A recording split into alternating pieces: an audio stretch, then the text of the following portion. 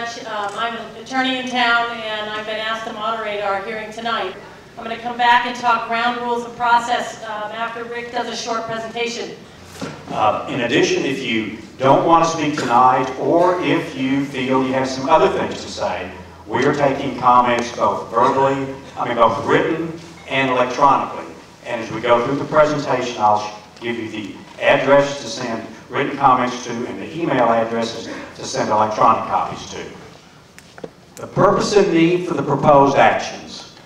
The purpose of the federal action is to evaluate requests from both Horizon Air and Allegiant Air for the FAA to amend the operation specifications, in other words, how those aircraft operate, those airlines operate, to allow scheduled commercial service at the airport, and approval of an amendment to the airport's operating certificate, all under CFR Code of Federal Regulations, Part 139.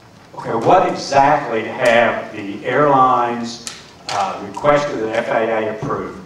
Well, there's two different airlines that requested to operate at the airport. One is Horizon Air, the other is Allegiant Air. And these are the emissions in tons per year which would be emitted due to construction activity. This particular table shows operational emissions in tons by aircraft, by ground support vehicles, tugs and things like that that operate the baggage, surface travel, vehicle miles traveled, surface vehicles, cars, automobiles. And we looked at impacts to certain significant or critical categories of people, those being socioeconomic environment, environmental justice issues, children's environmental health, and safety risks.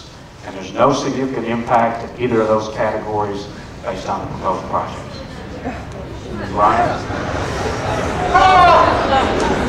Impacts analyzed for existing conditions, 2010-2011, opening year operations, with and without and with the project, and the 2016 future conditions, with and without the project. In other words, what would the effects be? What's the difference in impact in the future?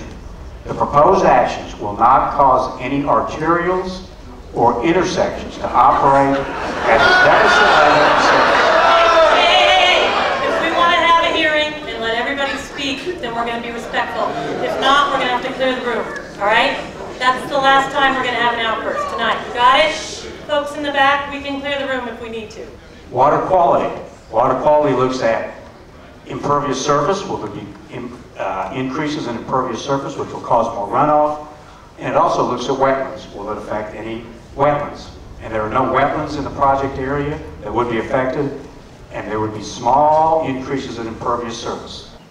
Noise is presented for aircraft by what are called noise contours. And the noise contours connect points of equal noise energy.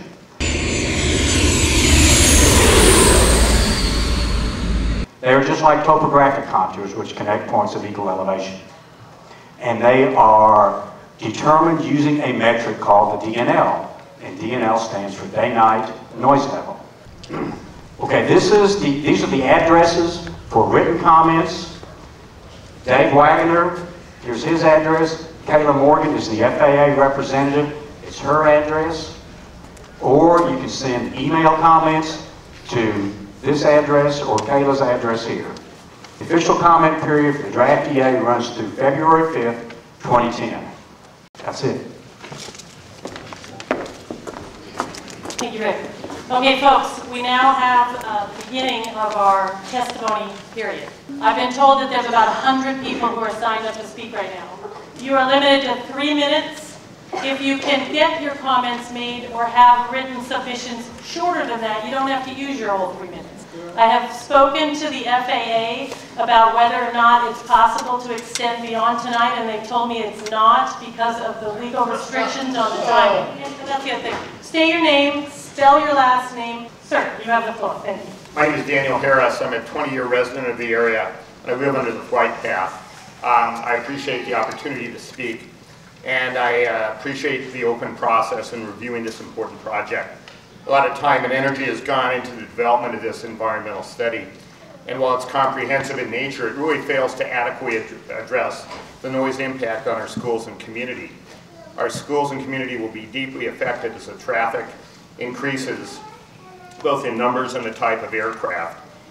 It's not clear who's going to pay for the cost of noise mitigation. Where is the money going to be coming from?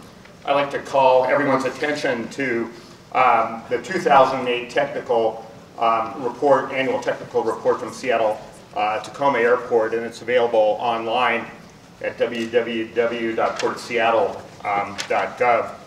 And one of the things which it addresses on page 14 is, as of the end of 2008, $347 million has been spent to mitigate costs of noise at Seattle in the area of the SeaTac airport.